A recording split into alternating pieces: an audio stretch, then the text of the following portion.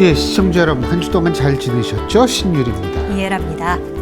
요새 말이에요. 네. 국회는 그 예산안을 원래 이 처리를 해야 되는데, 여태 국회 선진화법이 실시된 이후로 예산안이 시한을 지킨 게 딱 2번밖에 없답니다.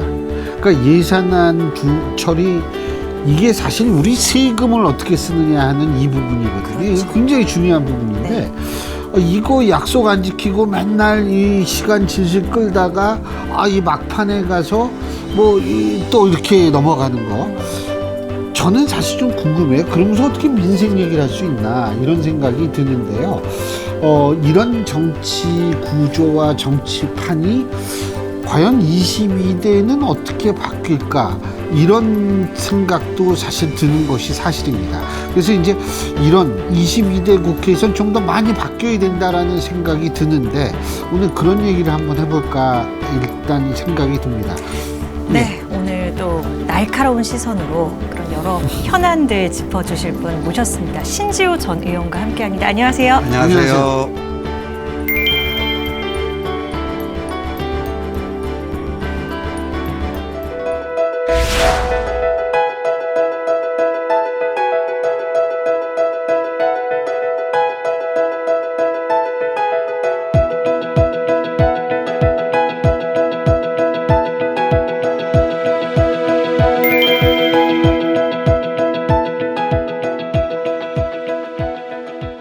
이제 총선은 다가오고 있고, 그리고 정치권은 지금 굉장히 어수선하거든요, 사실은.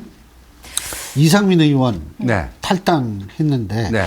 어디로 갈 거라고 보세요? 저는 이제 이낙연 신당으로 가든지 국민의힘에 입당을 하든지 둘 중에 하나라고 봅니다. 이낙연 신당으로 가든지, 이낙연 전 대표가 신당 차릴 거라고 보시는 겁니까? 좀 차리려고 하는데 얼마만큼 이제 뒷심이 받쳐주는가가 관건이 되지 않을까 보여집니다. 뒷심이라 하면 비명계가 어느 정도 지원이 그러니까 되시나요? 이제 당이라는 게 이게 당이라는 게 무리가 있어야 되잖아요. 혼자서는 할 수 없는 게 당 아닙니까? 그렇죠. 그러다 보니까 이제 이낙연 대표가 깃발을 들었을 때 어느 정도 이제 이게 세가 형성될 수 있겠는가. 그 점에서 제일 중요한 것은 김부겸 전 총리가 여기에 가담을 해 줄 것인지 아닌지가 굉장히 중대한 변수가 될 것 같습니다. 김부겸 2번 만났다고 그러더라고요. 그렇죠. 이낙연 전 네. 대표가 김부겸, 그러니까 다 총리 하셨던 분들, 그렇죠. 정세균 전 총리도 얘기가 나오더라고요. 근데 거기는 좀 소극적이라는 얘기가 있어요. 그래서 아. 이제 이낙연 전 총리가 상대적으로 이제 김부겸 전 총리에게 공을 좀 들이고 있다. 뭐 그런 얘기가 들립니다. 네.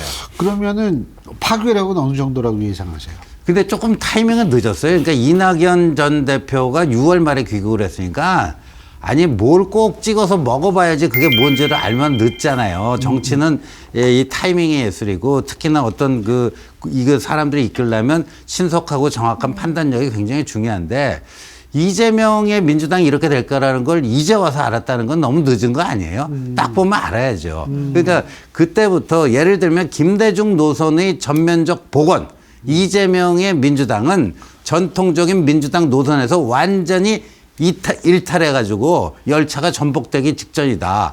그러니까 김대중 노선의 전면적 복원을 내걸고 뭐 했으면 지금 상당한 정도 세가 결집되어 있을 가능성이 높은데 다소 늦은 감은 있습니다. 이상민 의원의 탈당이 뭐 어떻게 신호탄이 될 거라고 보세요? 저는 신호탄이 될 거라고 보고요. 이제 시간이 지날수록 이제 공천 시즌이 가까워오지 않습니까? 예. 그런데 뭐 아시다시피 선거법상에 그 어떤 특정 당의 경선에 일단 발을 담그면 백도가 안 되잖아요. 그러니까 거기서 만약에 떨어지게 되면 딴 데 가서 출마도 못 하게 되는 거 아닙니까?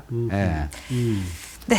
자, 그러면 혁신위 얘기 좀 여쭤보도록 하겠습니다. 그게 중요하죠. 네, 이 국민의힘 혁신위, 이 혁신안 가지고 얘기가 참 많은데 최고위 재상정 될 것으로 보입니다. 이거 어떻게 가야 될 것 같습니까? 그러니까 이제 혁신위의 역할과 기능이 뭐냐, 그다음에 김기현 대표가 약속한 전권이라는 게 뭐냐, 여기에 대해서 해석이 분분한데, 저는요 이 혁신위를 2011년 12월 27일에 출범했던 비상정권을 가진 박근혜 비대위로 오해하거나 착각해서는 안 된다. 이건 당 지도부가 건재한 상태에서의 혁신위원회다. 그리고 김기현 대표가 약속한 그 전권이라는 것도 혁신위 운영과 관련된 전권이지, 그러니까 거기에 대해서 개입하지 않겠다. 그 얘기입니다. 그래서 혁신위의 역할과 기능은 뭐냐면, 혁신 어젠다, 안건 이런 것들을 발굴해 갖고 숙제로 던져주는 겁니다. 숙제로 던져주는 거예요. 숙제를 내는 게 혁신위의 역할과 기능이다. 숙제가 끝나는 것까지 꼭 확인하는 게 혁신위의 역할과 기능은 아니다. 왜냐하면 당이라는 게 그래도 집권당인데 시스템으로 이렇게 운영이 돼야 되지 않겠습니까? 혁신위가 숙제를 내고 빠지잖아요. 그럼 그거를 총선기획단, 또 공천관리위원회, 인재영입위원회 이런 데서 그걸 받아가지고 어느 정도 혁신위가 내준 숙제를 어느 정도 해 나갈 것인가. 거기서 거기 이제 나오겠죠. 근데 저는 지금 일부 언론에서는 이제 인유한 혁신위가 빈손으로 그냥 조기 종료하면서 실패로 끝나는 거 아니냐. 뭐 이런 얘기가 나오는데 진짜 실패인지 아닌지는요. 그 공관위가 끝나 봐야지. 저는 혁신위가 던진 어젠다, 혁신위가 내준 숙제 중에 상당 부분을 저는 뭐 공천관리위원회가 됐던 거기서 저는 수용할 거라고 봅니다. 공관위 말씀하시니까 공관위원장 추천해달라고 얘기한 그때 그거 딱 들었을 때 어떤 생각 들으셨어요? 그거는 약간 좀 뜬금없는. 근데 그게 꼭 본인이 하고 싶어서 그랬다고는 생각이 안 되더라고요. 물론 그렇겠죠. 네, 그러니까 그만큼 우리가 던진 안건 절대 무시하거나 외면해서는 안 된다라고 하는 일종의 압박 전술의 하나로 본인 공관위원장 얘기가 나온 게 아닌가 이렇게 봅니다. 조기 예상 가능성은 있다고 보십니까? 저는 원래 이제 임기가 12월 이달 24일이니까 뭐 벌써 이제 오늘이 며칠입니까? 뭐 그러니까 한 20일 정도 남았는데 한 열흘 정도 일찍 할 수는 있겠죠. 이 시점 윤 대통령의 마음이 윤심이 네. 어디에 가 있을까? 어디로 향해 있을까? 예. 이거 윤심은요, 저는 그렇게 봅니다. 내년 4월 10일 총선 승리 가장 절박한 사람을 꼽으라면 누구겠는가? 저는 윤 대통령이라고 봅니다. 왜냐하면 내년 4월 10일, 5월 10일 날 그 취임식을 했잖아요, 작년. 네. 그러니까 내년 4월 10일은 본인이 만 2년에서 한 달 빠지는 요 달이에요. 근데 3년하고 1개월이 남지 않습니까? 내년 4월 10일 그렇죠. 기준으로 보면 임기가. 근데 만약에 거기서 져가지고 지금과 같은 의석 분포가 된다. 남은 3년 1개월이요. 이게 이제 식물 정부가 되고 국정이 마비가 됩니다. 그리고 임기 3년 1개월이나 남겨놓고 레임덕이 시작된 뭐 대통령 이렇게 될 거 아닙니까? 그러니까 총선 패배가 어떠한 후과를 낳을지를 가장 정확하게 아는 게 대통령이고 그래서 총선 승리에 가장 절실하고 절박한 사람이 누구냐? 다름 아닌 윤석열 대통령이다 이렇게 생각합니다. 그러니까 그런데 선거는 민심을 누가 잘 받드는가 거기에 의해서 승패가 갈려지지 않겠습니까? 그래서 저는 지금의 윤심은 어떻게 하면 민심을 잘 파악하고 그걸 받들 것인가 거기에 그 초점이 맞춰져 있다 이렇게 봅니다. 그거 갖고 관련해서 제가 네. 여쭤보는데 뭐 신 의원님께서도 선거를 치러보시고 다 예전에 이 정치를 쭉 오랫동안 하셨는데 이게 고기도 먹어본 사람이 잘 먹는다고 네. 이게 무조건 중진 험지 출마라든지 뭐 불출마 이거 요구해서는 선거가 제대로 이루어질 수 있을까에 대해서 의구심을 갖는 사람도 있는데 어떻게 보십니까? 그런 측면이 물론 있습니다. 그런데 또 다른 측면에서는 예. 국민들이 이걸 얼마만큼 물갈이 하는가. 그러니까 우리 국민들은 정치권이 이게 정치권이 각 분야에서 이제 신뢰 지수가 제일 낮은 분야 아닙니까?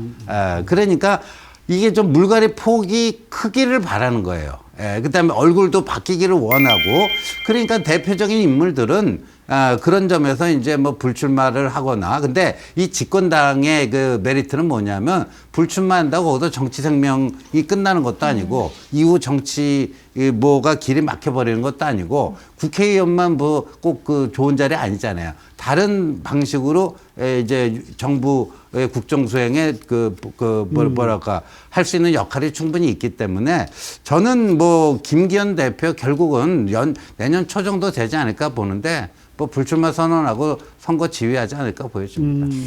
어쨌든 이 중도 확장 그리고 또 보수 통합 이런 부분도 중요하게 생각되는 그런 어젠다일 거 아닙니까? 국민의힘 입장에서는. 네.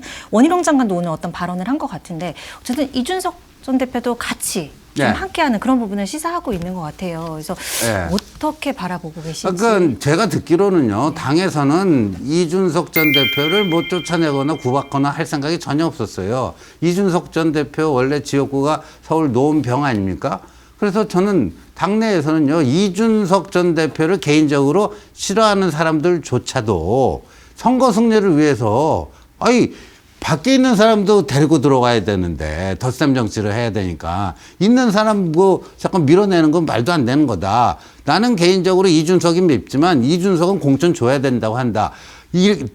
줘야 된다고 생각한다. 이런 사람들이 다수입니다. 아직도 그거는 국민의힘 내에 유효한 것이고, 근데 본인이 노건병이 이렇게 한지 자꾸만 이제 다른 생각하고 있잖아요.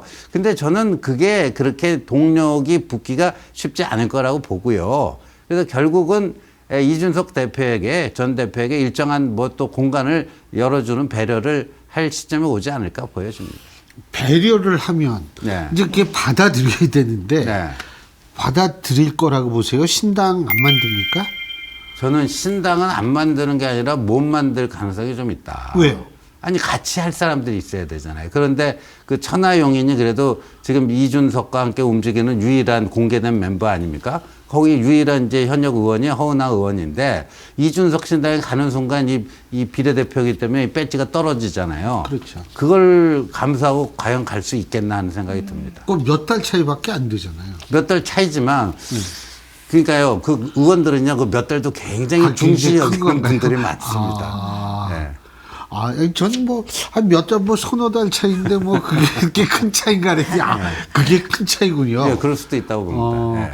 근데 이준석 전 대표는 지금도 왜 그런 얘기 하잖아요. 온라인으로 공천, 이 신청을 받겠다. 이런 식으로 나오잖아요. 네, 그래서 그거는 이준석 전 대표 마음을 제가 정확히 꿰뚫어 볼 수가 없으니까. 그렇죠. 그렇게 갈 수도 있는데, 근데 이제 정치공학적으로 보면요. 과연 이준석 신당이 현실화 된다고 했을 때 어느 정도 국민적 호응을 얻을 것인가 하는 거고, 또 현실적으로는 양당 중에 어느 쪽 표를 더 많이 잠식할 것인가 그게 하는 또 건데, 궁금하죠. 그 시뮬레이션 해보면, 민주당 자체에서 시뮬레이션 해보니까 국민의 표 깎아먹는 것보다 자기들 표 잠식하는 게 더 크다, 이런 조사 결과가 나왔다고 그러지 않습니까?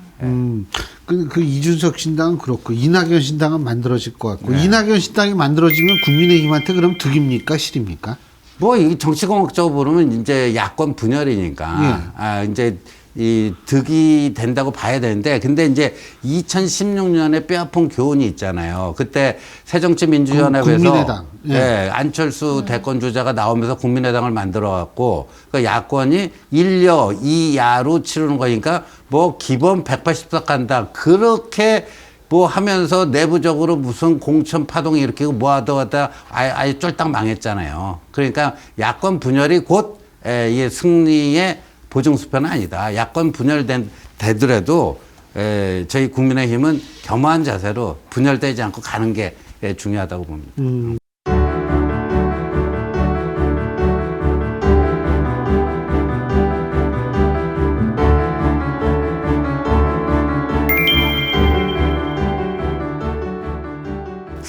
국민의힘 입장에서는 한동훈 장관을 어떻게 사용하느냐. 네.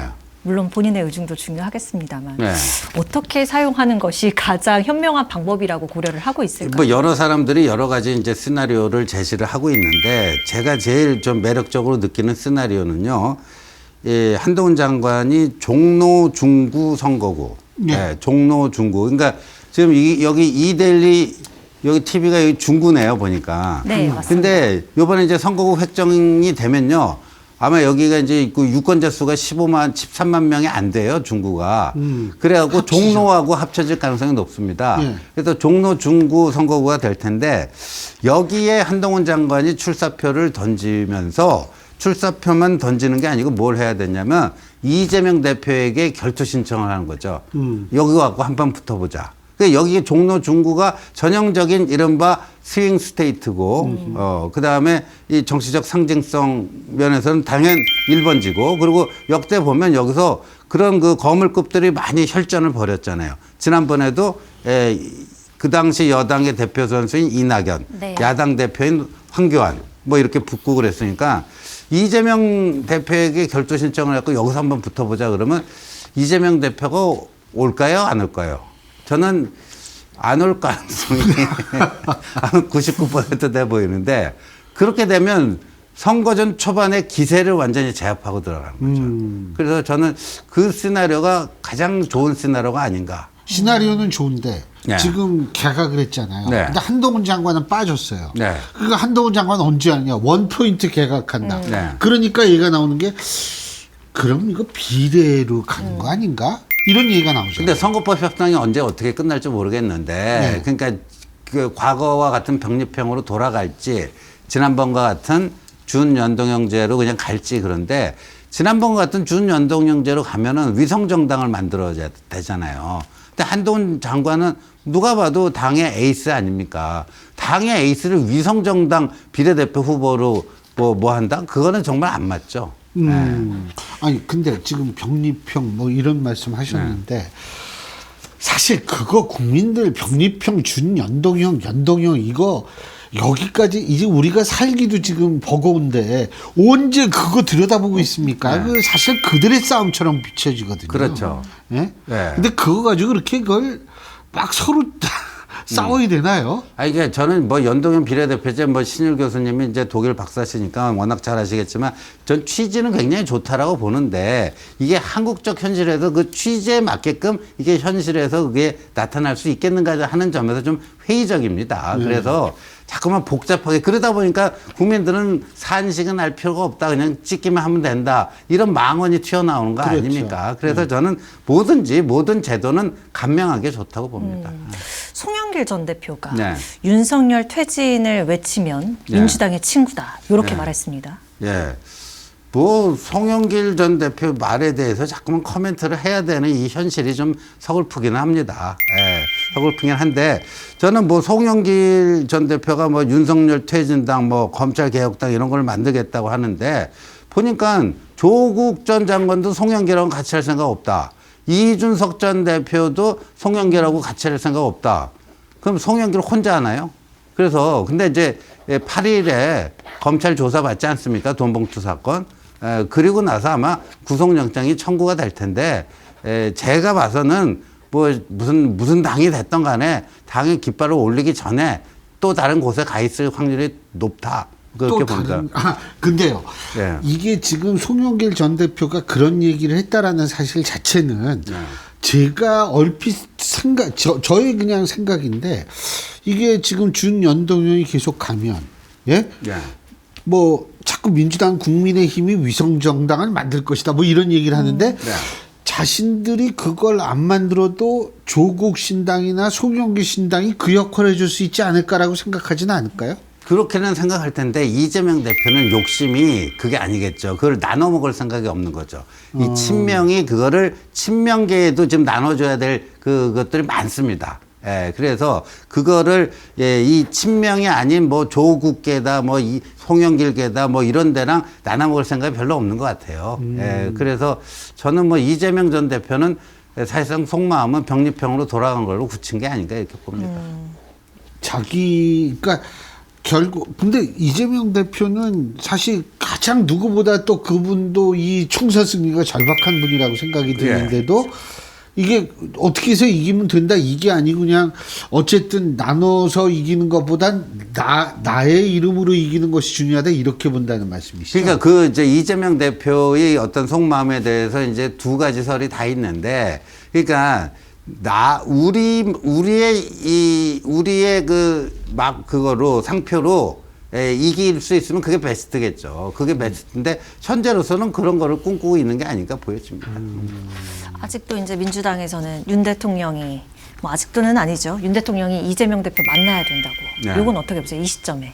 뭐 여러 가지 행사장에서 자주 만나지 않았나요? 근데 따로 네, 보는 그렇죠. 거 저는 그러니까 이제 1대1 여야 영수회담은 그 잘못된 그 컨셉이고요. 그래서 저는 뭐 기회가 있다면 이제 뭐 여야 그 대표단을 한번 뭐 같이 만나는 자리 그런 것들은 충분히 있을 수 있다고 봅니다. 근데 이제 선거가 가까워질수록 아무래도 이제 그런 자리는 만들어지기가 쉽지는 않아 보입니다.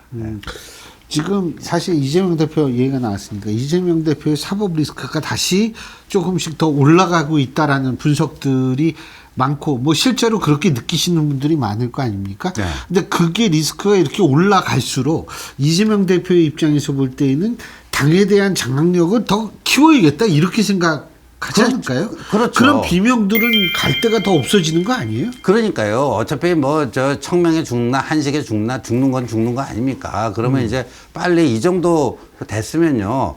여기서 자꾸만 공천에 대한 미련을 가지면 안 되거든요. 근데 이제 그 정치권에서 제주 쓰는 수법이 이게 이제 분열을 시키는 거죠. 비명계를. 그 개별적으로 접근해갖고 당신은 예외가 될 수가 있다. 비명계 대부분은 이게 도륙당하겠지만 당신은 그래도 이재명 대표가 특별히 배려해 줄 가능성도 있다. 요런 식의 그 희망을 주면서 희망 고문을 하면서 못 나가게 붙잡아 두는 거. 근데 이제 그 동물농장에서도 뭐 이런 구조할 때 보면 더 쳐놓고 딱 들어가는 순간에 샷다를 딱 내려버리잖아요. 그게 바로 이제 경선 참여예요. 경선 참여까지 쫙 그런 식의 뭘 해갖고 몰아놓고. 그러니까 덫이 경선이다 이거죠. 그렇죠. 거기까지 딱 들어가면 이제 이제 후진이 안 되잖아요. 예, 이게 다시 못 돌아오잖아요.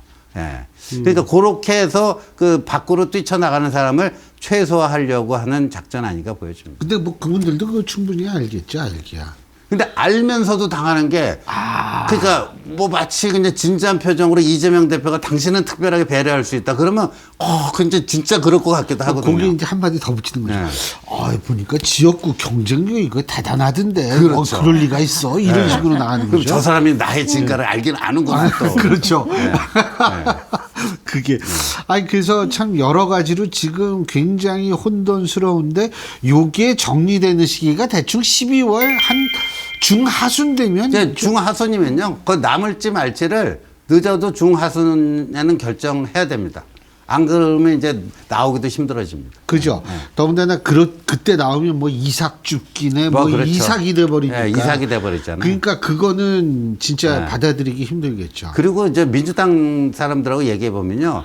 이상민 의원에 대해서 호불호를 떠나서 이상민의 촉은 이거다. 라는 얘기가 있더라고요. 예. 아무나 오선하냐. 그 촉이 좋아서 오선했다. 그래서 이상민 의원의 촉. 그래서 이상민 의원이 어디로 가는가. 그게 이제 하나의 참고가 된다. 그런 얘기를 하더라고요. 그렇군요. 네. 근데 뭐 요새 가장 저희가 주목한 게 대통령 지지율인데요. 네.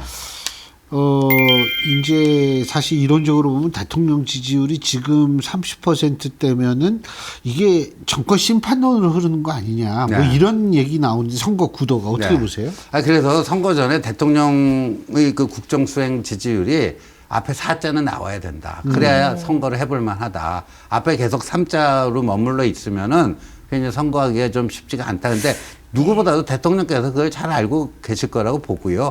그래서 조금 더 그 낮은 자세로 국민들과 함께하는 이런 것들을 보여주면 지금 일부 조사에는 이미 이제 40대로 진입된 그런 그 조사 결과가 나오고 있습니다만 40대 진입이 저는 뭐 연초 정도면 가능하지 않을까 이렇게 보고 있습니다. 뚜렷한 계기가 없어도 네. 사실은 그 대통령 지지율과 대통령이 좀 이 보여주기식 정치를 하라는 얘기는 아닌데 네. 이게 좀 이 포장도 좀 할 줄 알고 그래야 되는데 너무 대통령은 그런 거 싫어하는 거 아니냐라는 얘기가 있거든요. 그 제가 이제 직접 후보 시절에 제가 그 캠프에 있었기 때문에 나는 쇼는 하고 싶지 않다라는 얘기를 굉장히 자주 하셨어요. 그런데 좋은 의미의 쇼는 해야 되는 거거든요. 그래서 저희들은 아닙니다. 그래도 이게 국민들은 결국 그런 걸 통해서 알아야 되는데 그러니까 이런 얘기가 있죠. 왜 이 정부에는 탁현민 같은 사람이 없냐. 탁현민 같은 사람이 있으면은 윤 대통령 지지율이 앞에 그 숫자가 바뀌어 있지 않겠는가. 뭐 그런 얘기를 하죠. 그런데 이제 대통령 워낙 그렇게 막 꾸며서 뭐 하는 거, 이게 이제 진실성이 없다 해서 좀 그런데 그 오히려 이제 그런 모습을 잘 좀 국민들에게 클로즈업을 시킬 수 있다면은 저는 뭐 그 지지율 상승은 크게 어렵지는 않을 거라고 봅니다. 예. 어쨌든 뭐 지지율 상승. 근데 지금 우리가 좀 주목해야 될 게 서울에서는 네. 국민의힘이 조금 더불어민주당보다 여론조사에서는 조금 잘 나오더라고요. 그게 왜 그런가 하면요. 예. 문재인 정권의 부동산 정책 실패 덕분에 서울의 표밭이 좀 많이 바뀐 측면이 있습니다. 예. 그러니까 이제 지금 서울 인구가 뭐 이제 그 900만이 좀 넘는 정도 아닙니까? 상당한 숫자가 전세 난민으로 이제 서울을 떠난 경우가 많아요. 그리고 이제 지금 이제 서울의 유권자의 그 연령 그걸 보면 상대적으로 고령화됐습니다.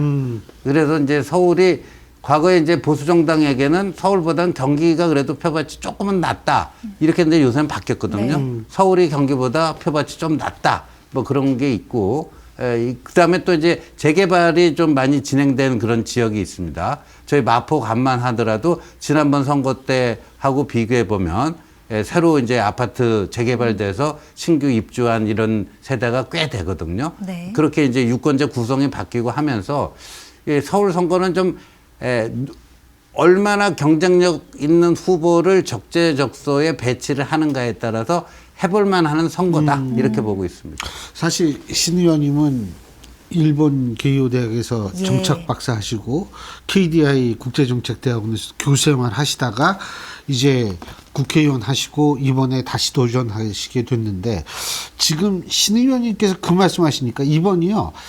처음으로 6070이 2030보다 숫자적으로 많은 상태에서 치러지는 선거라는 겁니다. 그렇죠. 그래서 바로 그 점도 우리가 좀 주목해 볼 필요가 있지 않을까라는 생각이 듭니다. 아이고 오늘 진짜 여러 가지로 바쁘실 텐데 귀한 시간 내주셔서 아유, 고맙습니다. 아닙니다. 네. 감사합니다. 예. 고맙습니다. 저희가 지금 실버 선거라는 표현이 나오는 그런 네. 특성을 얘기를 해드렸는데요. 세대 간의 특성과 더불어서 또 다른 어떤 변수가 나올지 저희가 좀 이번 선거까지 잘 지켜보는 거 이게 또 다른 선거의 관전 포인트가 아닐까 이런 생각이 듭니다. 네, 저희는 다음 시간에 인사드리겠습니다. 함께해 주신 여러분 고맙습니다. 고맙습니다.